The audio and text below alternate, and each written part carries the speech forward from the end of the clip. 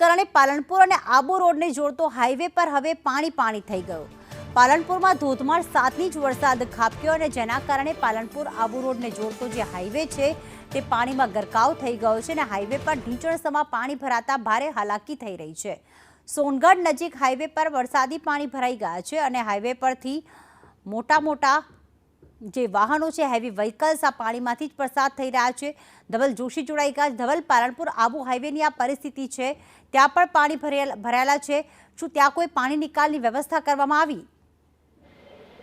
પ્રીતિ, ચોક્કસથી જે પ્રકારે બનાસકાંઠા જિલ્લામાં હવામાન વિભાગે એલર્ટ જાહેર કર્યું હતું અને મોડી રાતથી જે પ્રકારે ધોધમાર વરસાદની શરૂઆત થઈ છે, જિલ્લા મથક પાલનપુરમાં 8 ઇંચ જેટલો વરસાદ છે તે ખાબકી ગયો છે અને આ 8 ઇંચ જેટલા વરસાદે માત્ર પાલનપુરને જ પાણી નહીં પરંતુ હાઈવે વિસ્તારો છે કે હાઈવે વિસ્તારોને પણ પાણી કરી દીધા છે।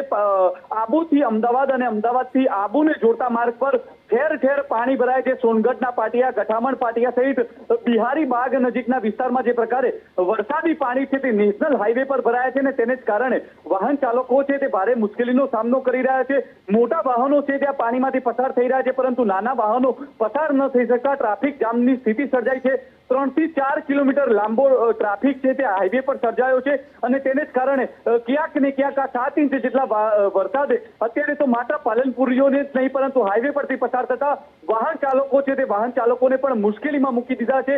મહત્વની વાત છે કે કરોડો રૂપિયાનો ખર્ચ છે તે આ પ્રી મોન્સૂન પ્લાનની કામગીરી પાછળ કરવામાં આવ્યો છે પરંતુ આ 7 ઇંચ જેટલા વરસાદમાં પાલનપુર પાલિકા અને હાઈવે ઓથોરિટીની પ્રી મોન્સૂન પ્લાનની પોલ છે તે ખોલી દીધી છે। પ્રીતિ, આભાર તમામ વિગતો માટે ધવલ।